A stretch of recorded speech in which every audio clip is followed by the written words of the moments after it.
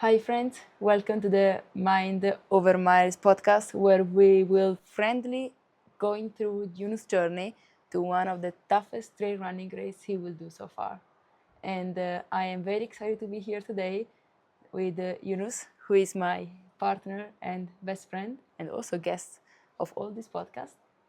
So, Yunus, who are you, first of all? I want to start by saying thanks for having me, but you're always having me, so it's a little bit weird. Um, so who am I? I am.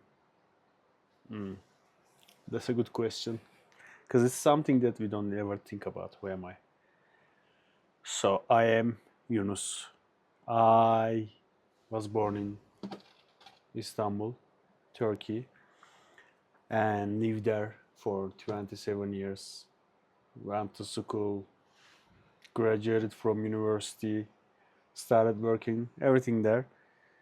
And then I ended up in a small Central European or Western European, I don't know the difference, country called Luxembourg, and I happen to have been living there for 7.5 years now. So I'm just a corporate person. That's very impressive. Thanks, for your life journey story, very summarized. But one thing that I know about you is that you have one big hobby. What is this hobby? That one big hobby lately is running, trail running. But the basis of that hobby is actually, I would say, my love and passion for the mountains. And running and trail running is just ways for me to spend more time on them without risking my life too much. But now I have a very curious question because you said you were born and raised in Istanbul. That, as far as my geography skills are, you don't have mountains in Istanbul. So how come you became so passionate about mountains and you decided to explore more about this world and get into this mountain community? How much time do we have? I know you have years, but like I don't know how much time the people who listen or people who watch this will have. So that's a good question. So I was never into the mountains, or I was never an athletic person in elementary school, high school, etc. I was always into sports. First of all, watching sports, all kinds of sports. I knew all athletes' names. I knew all football teams' names. I know more places in Italy than you probably, thanks to football teams. Like I could count football teams in Serie B, etc. So I was like, I was just a nerd, like a big nerd. But I was always interested in sports. I just didn't have the capacity and ability to do sports when I was a child. My nickname given by my father is Tonton, which sort of means in Turkish little fatty, sort of like little fat boy, fat fatty, something like that. I don't know, when I was a child, probably before adolescence, I had like all kinds of allergies, asthma. So like I had everything against sports. I was still trying to do that with friends. I was still trying to play football, play basketball especially. So I was, I was into this kind of stuff, but I just didn't have ability. And then, uh, so what happened is once we went on a picnic with my family, and we were crossing a rocky section, but there was a river, and the river was like overflowing that day, and we couldn't cross easily. There were some climbers there, and those climbers helped us sort of like cross the river. And I realized they are the climbing club of Istanbul University. And I said, I was probably, I don't know, maybe 13, 14 years old. I said, when I want to grow up, I want to do that. And then I started university. And in university, we had a lot of student clubs, more than 30. And I always wanted to go to the climbing club. which we call mountaineering club. But we have 1 year of prep school because the school is fully in English. So the first year you learn English to the advanced level. And I wanted to go to the club, but I just didn't feel comfortable for some weird reason. And I wanted to go with my best friend, but he didn't come the first year. Second year again, I didn't like the attitude of people in the club because when I went there, they wasn't very welcoming. The second year again, I didn't register, and the third year, I just saw a sort of like how do you call it, like billboard sign saying that hey, we have a trekking. The beginning of the third year, which was my second year in university actually, and I called the number, and a guy picked up, said like, okay, it's full, like, but I mean, we can take you. I mean, you'll squeeze in the bus, and that guy's name is Tezcan. He's one of my best friends, and he used to be the president of the club.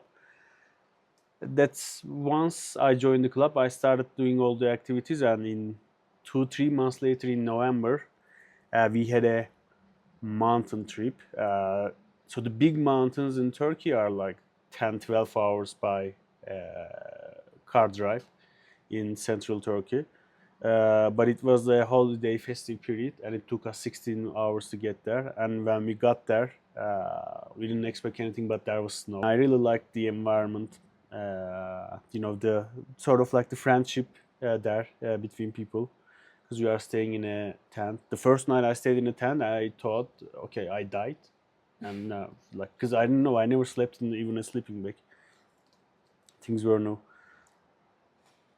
That's sort of how I fell in love with mountains, and the moment how I fell in love with mountains is because like we don't have refuges and stuff in Turkey, so like we don't have the mountain houses. You always have to stay in the tents, and when you stay in the tents, your body has needs.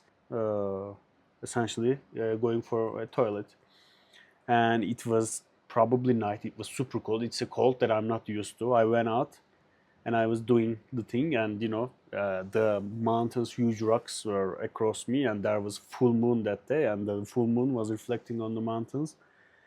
And I started then. I was probably 20 years old, 20 21 years old, and then it's essentially they became my biggest hobby, the mountains. But the running is a different story. What a story, Yunus. I would say that this already gives a glimpse of the resilience that we will talk about later. And this is one of the skills that you started learning back in the days and you constantly like bring up every time you show up for your trainings. But unfortunately, this passion for the mountain is not your day-to-day job. So, I mean, to let the audience know you better, you also have another job, right? Yes, I work for a company, a multinational company. So you already have like a 9 to 5 job. You have this big passion for running, but let's dig deep a little bit more into that. So, what do you like doing when running? Like, do you just run as those Sunday joggers? Do you want to go in a more challenge situation where you want to take on races? And what is the field in running that you're particularly passionate about? So to connect that, I need to talk about how I started running actually. So for me, my passion was mountains and mountaineering, climbing mountains. I was climbing mountains, not super technical, but like they require a lot of effort. And in order to be able to climb mountains, you gotta have very good conditioning, especially. So I would occasionally run. But in 2014, a friend of mine said, "Okay, let's run a marathon. Let's run the Istanbul Marathon." I said, "Are you crazy? I'll never do that." So, but like somehow I was convinced, and I started training a few weeks before the marathon because you are young, you are a mountaineer, you think that you are stronger than all the runners on the planet. So, and that friend bailed out. She didn't run the marathon, but I said, okay, I signed up for it, and it's a promise to myself. I'll run it, and I actually ran it in 4 hours, 32 minutes and 20 seconds, And at the end, I was literally feeling like I died. Like first 20K, because of the mountaineering conditioning, etc., I didn't feel anything.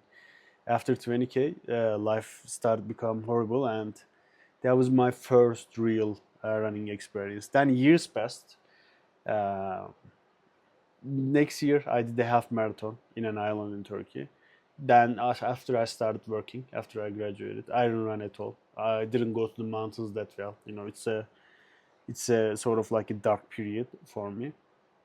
So that's where work comes into play and essentially takes away all the stuff that you love, and you actually sort of like what makes you happy in a way.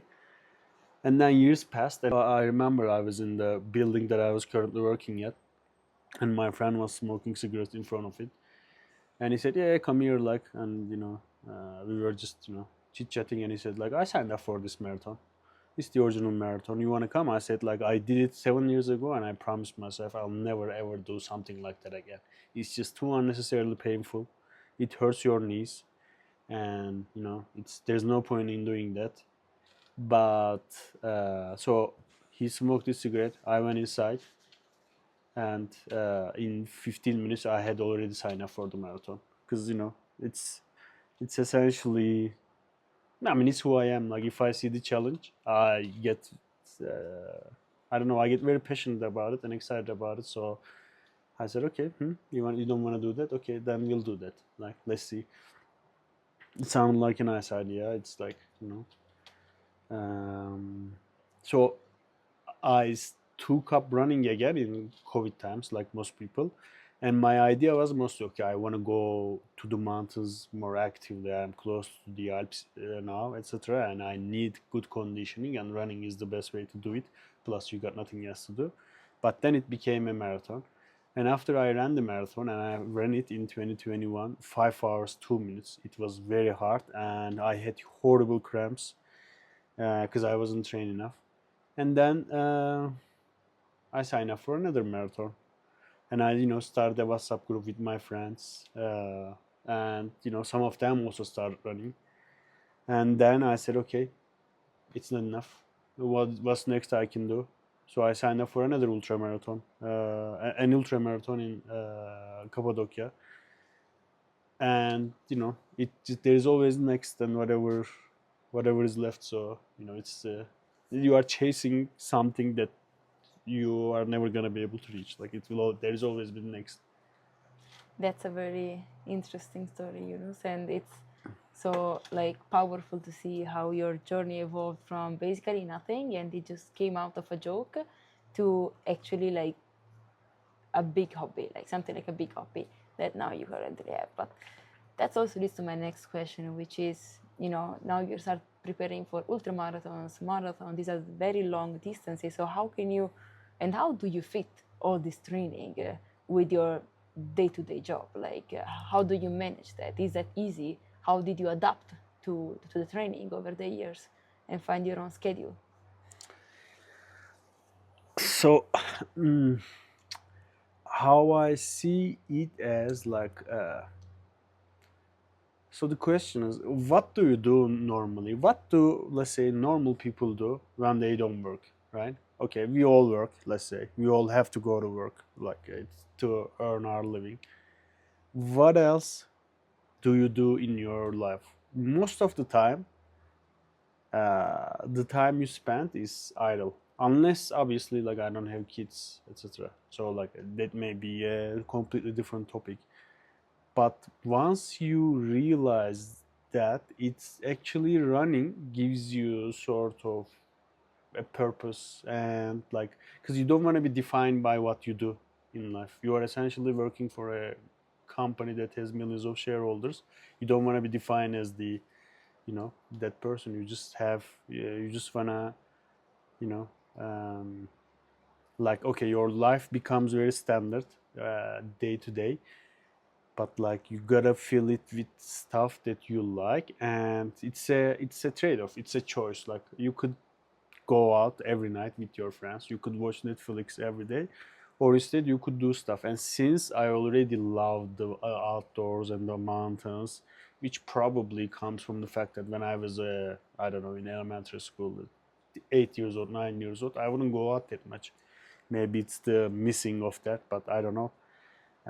It's like it gives your life a structure and a standard, that something that makes you healthier, both physically and even more importantly mentally, and also gives your, I don't want to say it's a life purpose, but like a routine, and humans live on routines.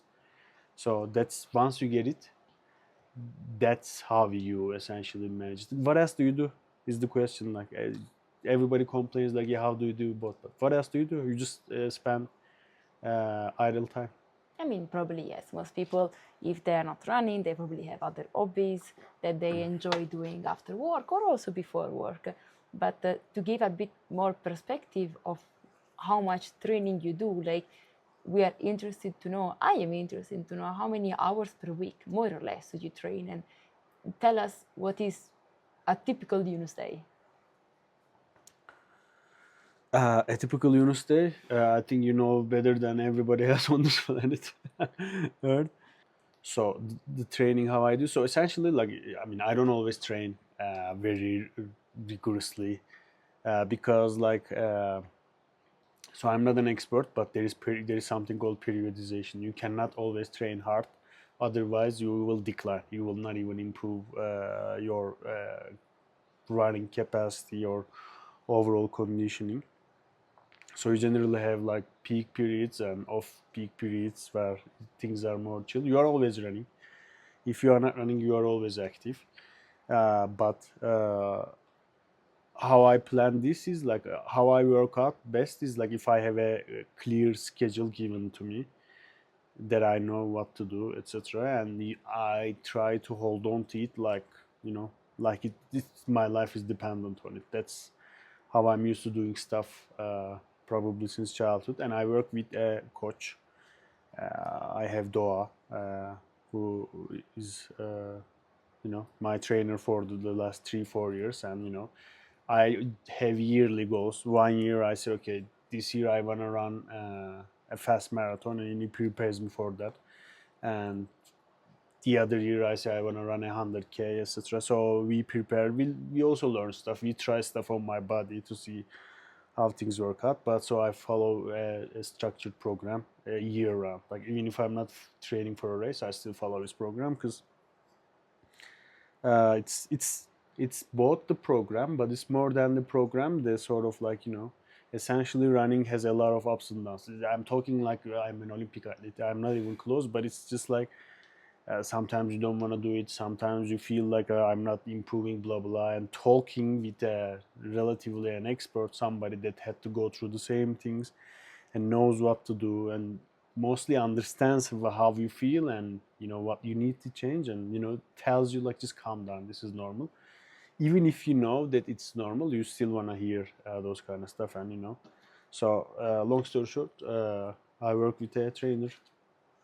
That's probably like one of the first steps that will probably also help our audience to stick with the commitment, because once you have somebody on the other side that is trying to coach you, to give you guidance, and will give you a program, you feel like you need to respect that, and you need to also report what you're doing, how was your training, give feedback on how you felt in the training, was the training hard, and then based on that the coach will probably adjust your program and say, okay, this is what you have to do next. Maybe you need an extra rest day, or maybe next day you can train harder based on how is your progress going. But now, like, doubling down on this, what I'm interested to know is how was your mental shift from a person that was working 9 to 5, if not longer hours every day, to an amateur athlete at the end of the day that is doing ultramarathon? Like, was it hard to shift the mentality from having a certain routine to completely change your routine? Because that's also, the mental strength that it requires to stick to your program and trying to always show up to your trainings and do them at your best at the end of the day. I would say how it all started is, I would say probably in the mountaineering club as well, because like obviously I was never a good athlete, and I never had like any athletic abilities. But people would tell me like, oh, okay, like they would make me carry the heaviest weights. I don't know. They would say, okay, like, I mean, you are like an ox. You don't get tired easily, blah blah. So I realized there is something about my stamina capabilities, because you are never fast, you are never flexible, you are never particularly strong, but like you have something, and that stamina part. And I realized after a while is mostly mental. Like when I mean, it's maybe easy to say when you sit in the chair, but I realize I can go into, because it's mostly mental, those very dark mental places where other people don't want to be. Like I can push harder, like I can push I mean, no matter how tired I am, I can still try to force myself. That's how I realized. And so that's why like all the stuff that I've done in mountains and hikes and the climbs, they automatically translate into this ultra races. Because like especially on our level, I am in middle of the pack, even behind. It's not an athletic feat, it's mostly durability, physical durability, but more importantly mental durability, because everything that can go wrong generally goes wrong. So like how do you deal with it? um, I'm also very competitive, not as in like I want to be the champion, but like I'm also competitive with myself, blah blah. Even when two of us go on a race, I'm like we generally get tense because I always want to catch the guy in front of us.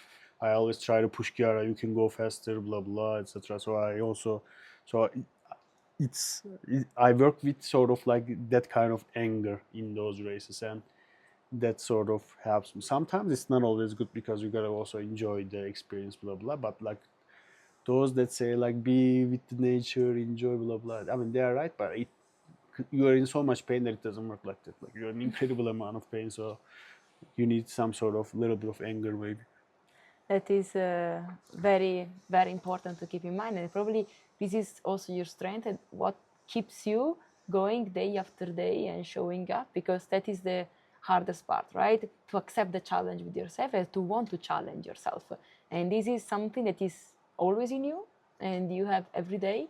And that's probably what will motivate you to do even more races, and what is motivating you to prepare to which race. Tell us a bit more about what you're going to do very soon, and what we will go through also in this podcast.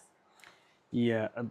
Before that, because you asked like how do you keep the motivation, blah blah, and people, my friends, not that many people, only my friends ask me like, yeah, I also want to run, but I go on, blah blah, like what should I do? I always tell them there is two things you gotta do: just run, just go out, like you just gotta do it. And secondly, a lot of people will object this, but in my mind, you cannot run, you cannot train regularly unless you have a goal.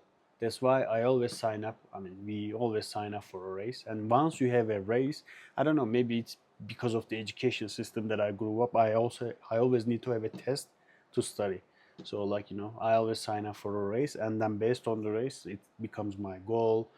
It becomes what I sort of like dedicate. In a way, it's like dedicating your life, because like or on a weekend I don't want to go out because I have a race, because I know that I have also gone out. I know the pleasure that I get from it, but it's not now. It's not what I'm seeking anymore. So what I'm seeking is this challenges, and one of those challenges is the uh, Monte Rosa Ultra Trail that I will be doing in July 18, 19, I don't know, around that, 19 maybe, that I signed up for probably 9, 10 months ago. Probably more or less. But what I found even more fascinating of your story and of you signing out to this race is that you have never run this far. You have never run on such a hard race course with 122 kilometers, more than 8,000 meters of elevation gain, with a cutoff of only 36 hours. And you are literally like going up to more than 3,000 meters of altitude. That for me, it's enough to say, okay, that is a huge challenge in front of you. And that's why you are trying to prepare at your best in this training program, trying to show up ready, try to come up there prepared. We know races don't always go the right direction. You went through several DNFs in your past, but those were essential to then make you successful in the, for example, Cappadocia Ultra race that you did 120 kilometers. So those were literally like lessons learned for you. But now we are in this beautiful environment. We are in Cervinia, Italy, in our race playground, in your race playground. And here is where we will address in the next episode of the podcast what is going to be the actual preparation, the mind game behind it, how is Yunus actually approaching the start of the race, and how are you preparing to show up ready in such a long, tough, and hard race, coming from a place where you cannot really train in a suitable playground, because in Luxembourg we don't have mountains. So thank you, Yunus, for joining today's podcast episode. I will see you in the next one. I hope you guys enjoyed. If you like the podcast, don't forget to leave 5 stars, or at least 1 star. And we will do our best to keep you entertained. Ciao.